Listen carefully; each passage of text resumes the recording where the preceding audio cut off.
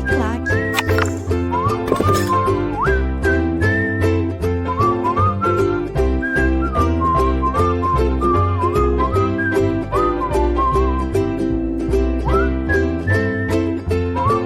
E aí, vamos continuar falando de orçamentos da Justiça e questão orçamentária, despesas. Olha só, quando a gente fala em proposta orçamentária dos tribunais, eu tenho que observar o seguinte, que as propostas orçamentárias encaminhadas em desacordos com os limites da LDO, lembra que a gente fez o esqueminha da LDO, do PPA, da Lei de Responsabilidade Fiscal, da Emenda Constitucional 95...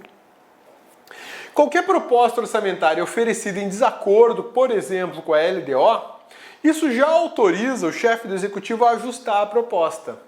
Interessante observar que o chefe do executivo ele pode tesourar as despesas do judiciário se elas não forem compatíveis com a LDO.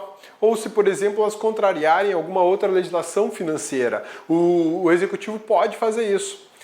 Isso é um desrespeito, digamos assim, à autonomia financeira e administrativa dos órgãos do judiciário? Não, não é. Não é porque essa autorização de adaptação, leia-se corte de orçamento, é dada ao Executivo Federal pela Constituição da República. Mas isso só pode ser aplicado se a decisão de corte de gastos for baseada na incompatibilidade do orçamento com a LDO. Caso contrário, o Executivo não pode ajustar, tesourar o orçamento do Judiciário. Durante a execução orçamentária do exercício, não poderá haver realização de despesa ou a assunção de obrigações que extrapolem os limites estabelecidos na Lei de Diretrizes Orçamentárias, exceto se previamente autorizadas mediante a abertura de crédito suplementar ou especial. O que é isso? Eu faço a previsão de uma quantidade de gastos para aquele ano. Então eu não posso gastar mais do que aquilo. É uma regra que eu tenho que observar. Eu não posso gastar mais do que aquele valor autorizado na Lei Orçamentária Anual, que essa Lei Orçamentária Anual é compatível com a LDO. Beleza? Sussa? Tranquilos? Então tá bom. Veja o seguinte. Quando eu tenho esse orçamento, digamos assim, muito enxuto, sem gordura para queimar, né? Sem tipo as panças do cabeça para queimar gordura, você corre um risco danado de precisar de mais dinheiro, por alguma eventualidade qualquer. Combustível que subiu, energia elétrica que ficou mais cara, né? Foi reajustada a remuneração do servidor, enfim, uma série de situações que podem colocar em risco a execução orçamentária da Justiça. E quando eu coloco em risco a execução orçamentária da Justiça, eu coloco em risco a execução dos serviços públicos prestados pela Justiça. Qual que é a saída nesse momento? Conter gastos, cortar gastos supérfluos, que é o que qualquer pai de família faz na sua casa quando ele percebe que a grana não vai dar. Ou eu corro atrás de um crédito suplementar ou um crédito especial. O que é o crédito suplementar e o que é o crédito especial? Saca só, a Constituição Federal autoriza que créditos financeiros, orçamentários, suplementares sejam aplicados ao orçamento básico, ao orçamento original, ou créditos especiais. Suplementar, entenda como complementar. O que é um crédito complementar? É um complemento para aquilo que já existe. Digamos que eu dimensionei mal as despesas com combustível do Judiciário Federal da primeira região do país. Dimensionei mal. Eu achei que gastaria 15 milhões de reais em combustível e, na verdade, nos 3 últimos anos eu gastei uma média de 17 milhões de reais. Eu errei. Então a previsão é de que nesse ano eu gastasse 17 milhões e 500 só em combustível. E aí eu fiz um cálculo errado e por alguma razão o valor não vai dar. Então eu vou encaminhar uma comunicação para a Presidência da República para que ela vá até o Legislativo e autorize um crédito suplementar de, sei lá, 2 milhões de reais para suplemento para complementar um valor orçado, autorizado, porém insuficiente. Esse era um valor gastos com combustível, era presente na proposta orçamentária, mas foi um valor insuficiente, foi calculado mal, alguém errou. E eu vou precisar de mais dinheiro. Por quê? Porque sem veículos eu não tenho como fazer uma série de atividades da justiça. Então vai precisar de mais grana. Então eu preciso de um complemento. Justificou, cabe dentro da proposta da lei orçamentária, está no limite autorizado? Está. Posso autorizar um complemento. E o especial? O crédito especial é para uma situação que não é corriqueira.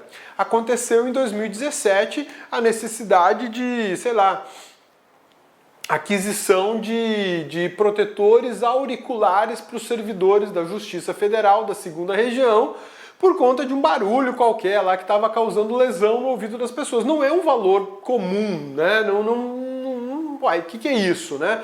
Não é comum comprar protetor auricular para servidores públicos que trabalham no judiciário brasileiro, mas naquela situação, naquele caso, aquele local peculiar, o barulho é muito intenso, então foi adquirido protetor auricular para os servidores. E para isso eu criei um crédito especial, não é suplementar. Por que não é o suplementar? Porque o suplementar ele é previsto no orçamento e o especial não estava. É uma necessidade que surgiu.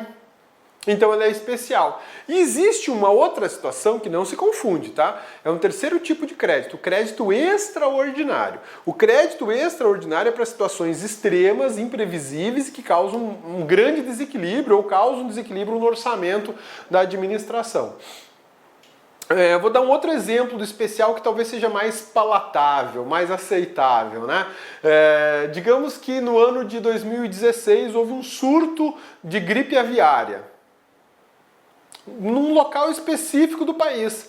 E aí o tribunal falou assim, poxa, se todos os servidores pegarem essa gripe, a justiça vai parar. Quer saber? Eu vou imunizar todo mundo. É uma despesa que não estava prevista no orçamento. Porque se imaginava que a saúde pública do país daria conta de imunizar todo mundo. Mas aí o tribunal falou, não, com esse surto localizado nas regiões que eu tenho, os servidores públicos federais, do Judiciário Federal, eu vou imunizar todo mundo por minha conta. Aí eu vou lá, ó, preciso de um crédito especial só para vacina do porco, né? Vacina do porco, não é gripe aviária não, é vacina do porco, né? É gripe suína. E aí vacina todo mundo. É uma especialidade. Aconteceu esse ano, talvez ano que vem não aconteça. Tá? Isso é um crédito especial. O extraordinário, TRT de Goiás. Está fazendo uma reforma, construção e reforma do seu prédio do TRT de Goiás, em Goiânia, ali no setor Marista, setor Bueno, Marista, tudo juntinho ali, né? O prédio pegou fogo. Isso não é loucura na minha cabeça. Em 2015 o prédio pegou fogo. Pegou fogo. Comprometeu toda a estrutura que foi erguida na construção. Então eu precisei de um crédito extraordinário para uma situação imprevisível que não era para acontecer, para conter o incêndio, para cobrir os danos causados pelo incêndio, para demolição do prédio e reconstrução de nova estrutura. Tá fácil? Não, né? Caro para burro isso. Então isso não é um suplementar no especial, seria o caso de um crédito extraordinário, tá bom?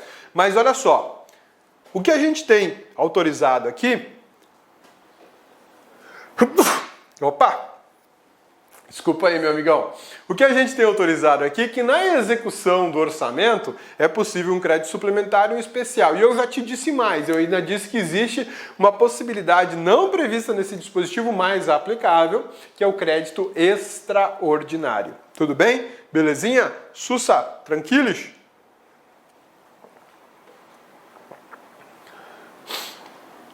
O que a gente tem agora aqui? Carreira da magistratura. O Cabeça, quando entrou na faculdade de Direito, o Cabeça tinha fixa a ideia que seria juiz, seria magistrado. Hoje eu já não penso mais nisso, né? Não é mais a minha praia, acho que eu já caí na real, não tenho perfil de magistrado. Mas quem tem e persegue esse sonho, como o professor Pedro Silas, o professor Pedro Silas perseguiu até conseguir. Hoje ele é juiz estadual em Rondônia, um grande juiz. Tem que se sujeitar a determinadas regras previstas na Constituição. Regras sobre concurso, regras sobre promoção, regras sobre remuneração, regras sobre aposentadoria e ainda tem a questão do 5º constitucional, que são regras aplicadas para magistrados que não fizeram concurso público. Beleza? não fizeram concurso público para magistrado, tá? A gente vai ver depois em detalhes isso, é porque aqui entra o pessoal do MP e da OAB. Então, da OAB nunca fez concurso público, mas fez prova para a OAB, tá bom? Belezinha? Vamos falar primeiro de concurso público para a gente dar continuidade à nossa aula e poder encerrar esse tema aqui bem bacana. Carreira da magistratura. Lá no artigo 93 da Constituição Federal, a gente tem regras básicas e extremamente importantes sobre a organização da carreira da magistratura no Brasil. Essas regras aqui valem tanto para a magistratura federal como para a magistratura estadual. Cabeça, vale para a magistratura trabalhista? Meu amigão, deixa eu te contar uma coisa. Quando a gente fala em magistratura federal ou judiciário federal, a gente pode englobar as seguintes justiças: a Justiça do Trabalho, a Justiça Militar da União, a Justiça Eleitoral e a Justiça Federal. Então, quando a gente fala em Judiciário Federal ou Justiça Federal apenas, tome cuidado, você tem 4 ramos, que é a Justiça Federal, Eleitoral, a Militar da União e a Justiça Federal. Tá bom? Beleza? Sussa? Essas regras aqui se aplicam para todo o Judiciário Federal e também para o Judiciário Estadual e Distrital. A organização da magistratura é reservada à lei complementar. Destaque isso. O examinador adora dizer que a organização da magistratura é por lei ordinária. E ainda coloca assim: a lei orgânica da magistratura nacional é uma lei ordinária, né? Não tem nada a ver, ela tem que ser lei complementar, porque é uma lei de organização da estrutura da magistratura. A iniciativa de lei complementar para a organização da magistratura é reservada ao Supremo Tribunal Federal, outra capacidade legislativa de iniciativa, que cabe ao STF. Só o STF pode apresentar o projeto de lei de alteração da lei que regula toda a magistratura no país. Essa iniciativa de lei dada ao STF é um limitador do poder normativo dos tribunais. É uma constrição da liberdade monogenética. Olha que coisa linda isso, né? Liberdade monogenética. O que é isso, cabeça? A liberdade monogenética é a liberdade que existe dentro de uma certa estrutura. Como assim? Vamos lá. Vamos desenhar. Na verdade, eu vou fazer o seguinte, eu vou voltar para uma tela bem anterior aqui, que aí a gente vai entender de forma mais tranquila isso aqui, ó, essa aqui. Liberdade monogenética. Por que monogenética? Origem única. Liberdade de origem única. Liberdade de mesma origem. Quando eu falo da capacidade de iniciativa legislativa do judiciário para propor projetos de lei, eu estou falando que uma estrutura, uma função de Estado possui uma capacidade de iniciar leis. Iniciar, apertar o botão Start, ok? Então tá bom. Essa capacidade tem origem nesse sistema. Um sistema composto por diversos órgãos judiciais. STF, CNJ, STJ, TST, TSE, STM, TRE, TRT, TJ, TRF, Justiça Militar Estadual, Justiça Federal, Justiça Eleitoral, Justiça do Trabalho, aqui é Justiça Estadual, Justiça Eleitoral, Auditoria Militar e Juntas Eleitorais. Todo esse sistema possui essa capacidade. Acontece que a lei de organização judiciária só pode ser proposta pelo STF. Então a liberdade de todos esses órgãos de proporem alguma alteração nessa lei desaparece. Porque a liberdade de origem ficou vinculada a um porta-voz, o STF. Por isso que a gente fala da constrição ao direito ou à liberdade monogenética. Monogenética é porque a origem é de uma só função de Estado. Dentre todos esses órgãos que compõem a função de Estado judiciário, só o STF é que pode se manifestar na lei orgânica do judiciário. Isso é uma constrição da liberdade monogenética. Se cair na prova, meu amigo, é você que acerta, só você, porque a galera não estuda nesse grau de insanidade que o cabeça traz para você, tá? Não estuda.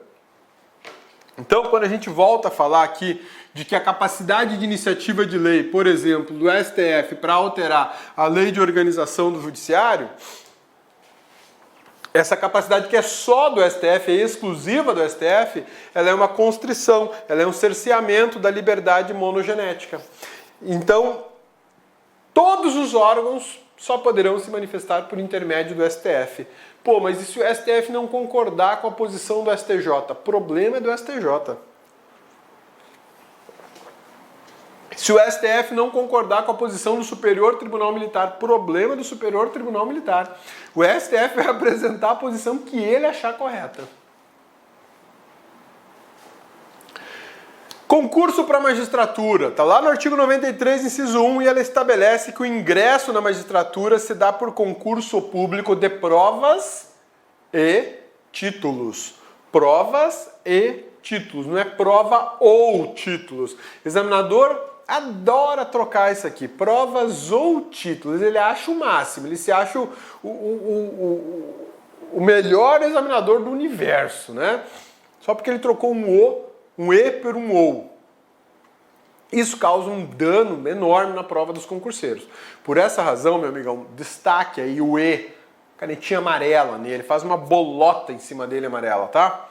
O ingresso na carreira, cujo cargo inicial será o de juiz substituto, mediante concurso público de provas e títulos, com participação da Ordem dos Advogados do Brasil em todas as fases, exigindo-se do bacharel em direito mínimo de 3 anos de atividade jurídica e obedecendo-se nas nomeações à ordem de classificação.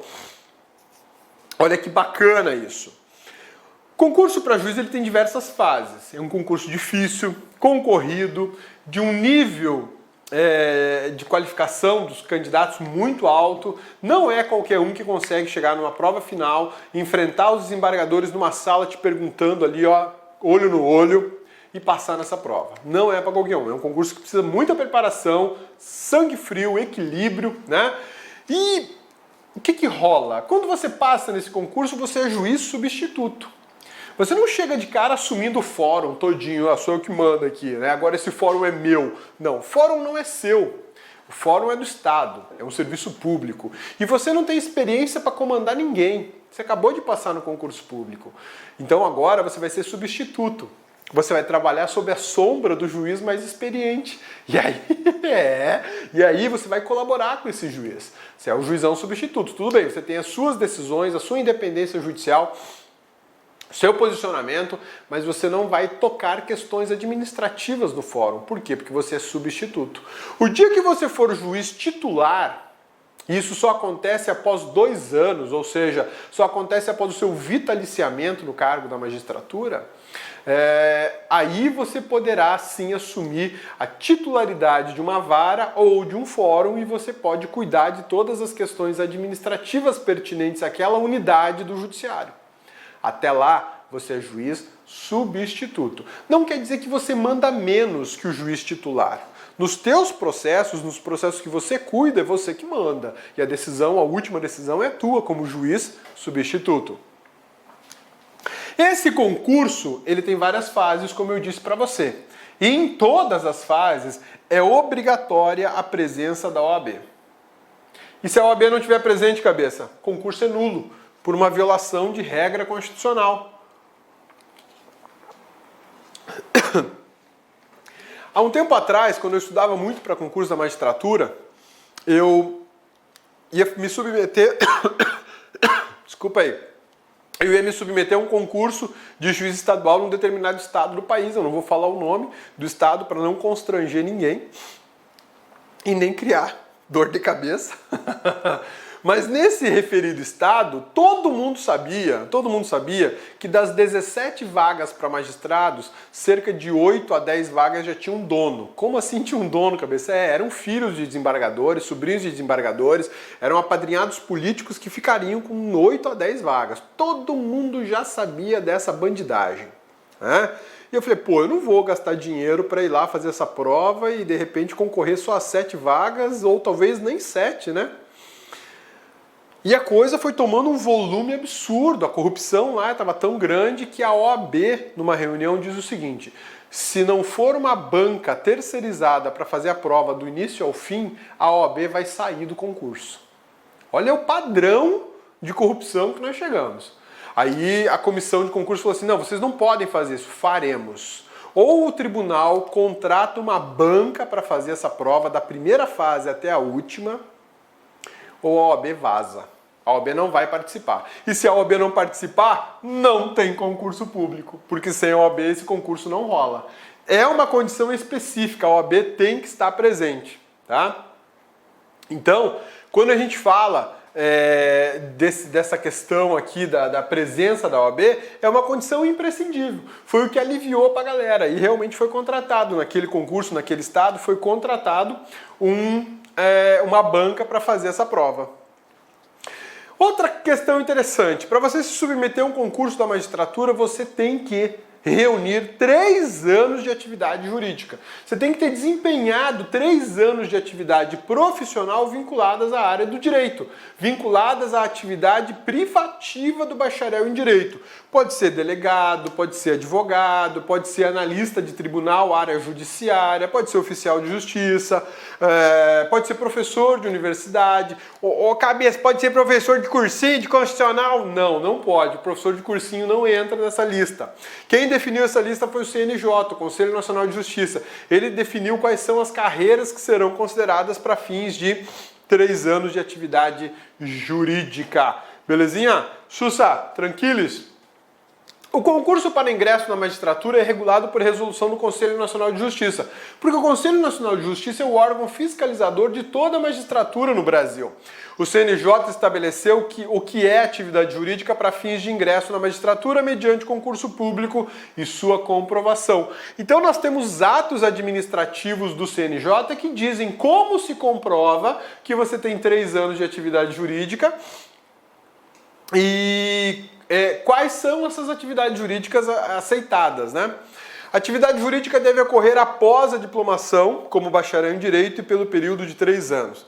Cabeça, então, quer dizer que se eu tiver OAB por 3 anos está valendo? Não, não. Porque a atividade do advogado exige que ele se manifeste uma quantidade mínima de processos por ano, processos diferentes e atos diferentes. Aí eu posso considerar a atividade jurídica do magistrado.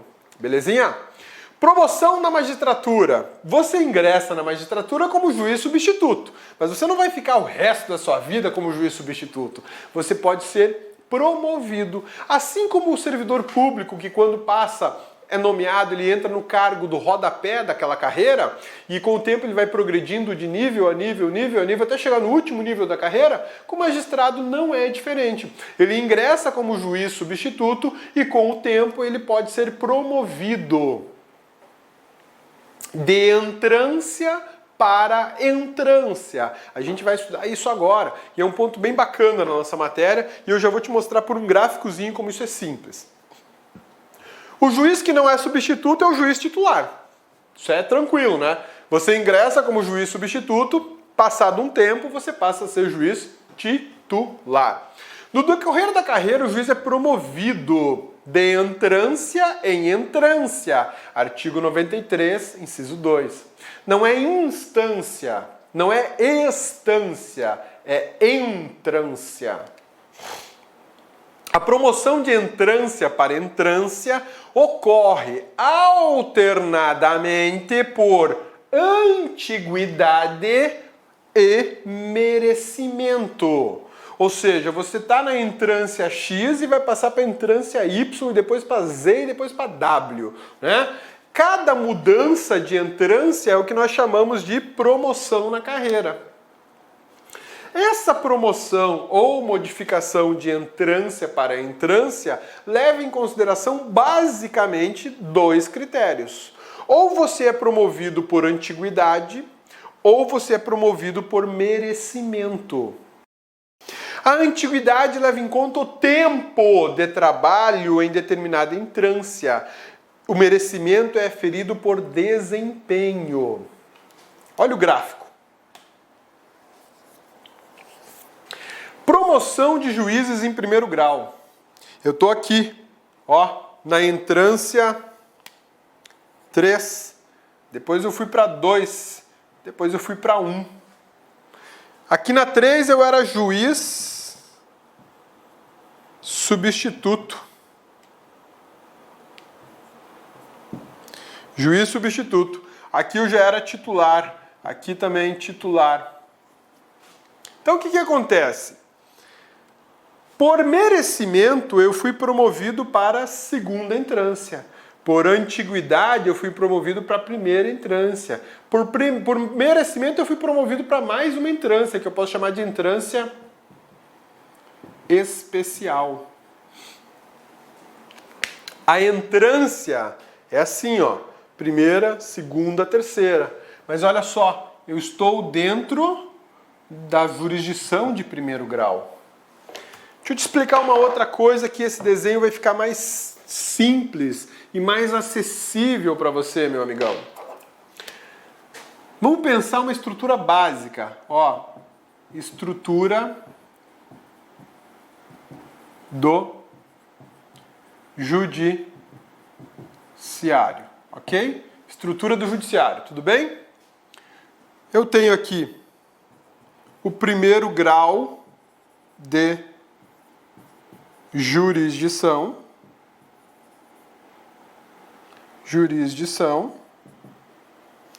Vou passar uma linha aqui. E aqui eu tenho o segundo grau de jurisdição. Aqui eu tenho, via de regra, o Tribunal de Justiça, ou o Tribunal Regional Federal, ou o Tribunal Regional do Trabalho. Vou pegar esses dois aí. E aqui eu tenho o juiz. O juiz, quando ele passa no concurso, ele entra aqui, ó, no primeiro grau de jurisdição. Só que ele entra aqui embaixo, ó, na terceira entrância. Depois ele é promovido para a segunda entrância, depois ele é promovido para a primeira e depois para uma entrância especial. Para uma entrância especial. Ele está tudo no primeiro grau de jurisdição, tá vendo? Eu não passei para a estrutura do tribunal ainda. Eu ingressei por concurso público do primeiro grau de jurisdição. Aqui embaixo, ó, juiz substituto. E aí eu fui promovido por merecimento para a segunda, depois por antiguidade para a primeira, depois por merecimento para a entrância especial. Tudo dentro do primeiro grau de jurisdição, ainda sou juiz de primeiro grau. Com o passar do tempo, eu posso pleitear uma vaga aqui no tribunal.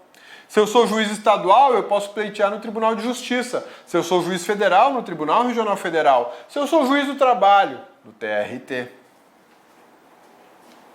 Belezinha? Sussa, tranquilos? Então, quando a gente fala de promoção, a gente está falando disso.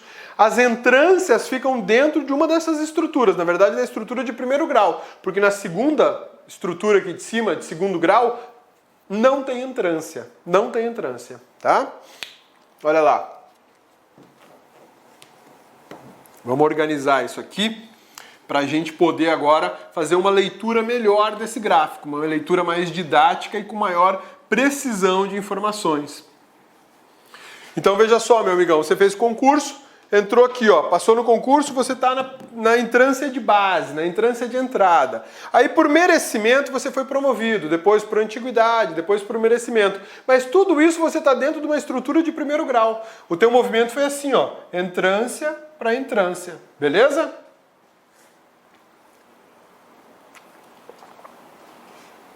Depois a gente vai estudar a movimentação de primeiro grau para segundo grau, que é uma outra espécie de promoção. Mas ó, a A gente vai ver isso no próximo bloco de aulas, tá bom? Demora não, espera aqui, ó. Vai respirar um ar, vai fazer o número 1, toma um café e volta. E a gente continua conversando.